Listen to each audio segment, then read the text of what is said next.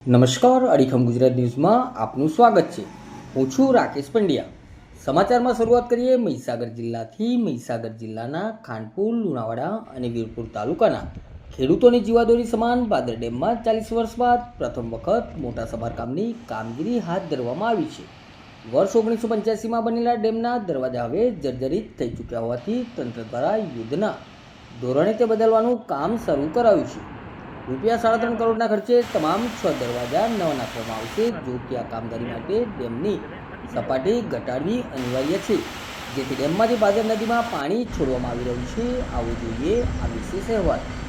મહીસાગરના ખાનપુર તાલુકામાં આવેલો ભાદર ડેમ, જે વિસ્તારની 8000 હેક્ટરની જમીનને સિંચાઈનું પાણી પૂરું પાડે છે, તે હવે નવા ક્લેવર ધારણ કરવા જઈ રહ્યો છે. છેલ્લા 40 વર્ષથી કાર્યરત આ ડેમના ગેટ જર્જરિત થતાં સરકાર દ્વારા રૂપિયા 3.5 કરોડના ખર્ચે તમામ 6 ગેટ બદલવાની મંજૂરી આપવામાં આવી છે.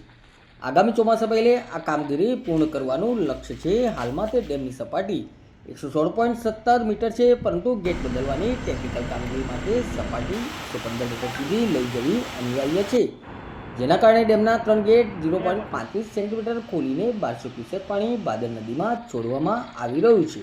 તેને પગલે ભાદર નદી બે કાંઠે જોવા મળી રહી છે.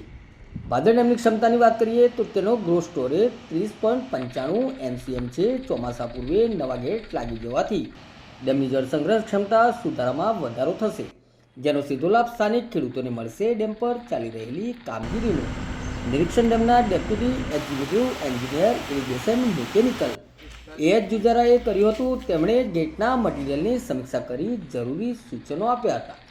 અડીખમ ગુજરાત સાથેની વાતચીતમાં તેમણે જણાવ્યું હતું કે આ ભાદર ડેમ છે, લગભગ 1985ની અંદર એનું બાંધકામ પૂરું થયું અને એ વખત એના ગેટ નવા નાખવામાં આવેલા હતા.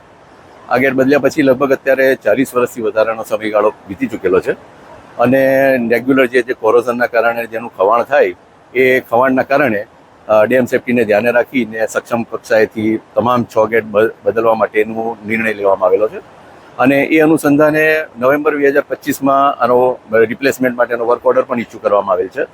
એની તમામ લગભગ ફેબ્રિકેશનની કામગીરી પૂર્ણ થયેલ છે અને આગામી ચોમાસું આવે એના પહેલાં શક્ય બને તો તમામ 6 ગેટ બદલવાની કામગીરી પૂર્ણ કરવાનું આયોજન કરેલ છે અને આ તમામ કામગીરી પૂર્ણ કરવામાં તે અંદાજિત 3.5 કરોડ રૂપિયા જેટલો ખર્ચ થાય એવી શક્યતા છે. આમ જનરલી આ ગેટ રિપ્લેસમેન્ટ થતા હોય ત્યાર પછી તેની 30 વર્ષ જેટલી આયુષ્ય મર્યાદા હોય છે, એટલે આપણે એક્સપેક્ટ કરી શકીએ કે જો કોઈ વિપરીત પરિસ્થિતિ ઊભી ના થાય તો 30-35 વર્ષ સુધી ફર્ધર કોઈ પ્રશ્ન ઉપસ્થિત ન થાય.